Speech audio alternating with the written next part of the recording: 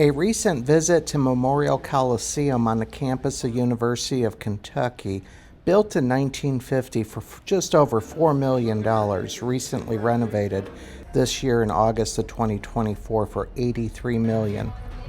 I was really curious to see it. They're still finishing the outside, but the inside is very clean and white and blue themed.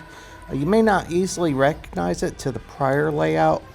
Gone is the large video wall that was really prevalent at the events. An all-new seating layout, reduced seating to 8,500, but it's a little bit more easier to get around. It was a bit chilly inside at this particular event. They do have a nice little gift shop for the team. Possibly they could use a clock that shows the time of day in the arena. I saw a lack of that. But really it was very clean and really easy to get around.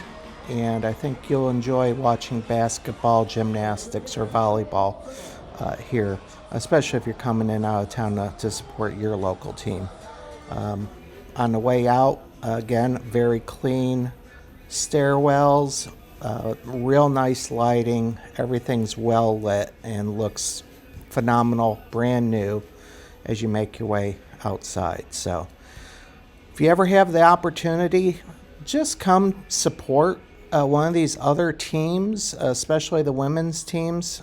They are just as fun to watch as the men, and the tickets are usually a little bit less, and that's always helpful. Hope you got to enjoy the quick tour.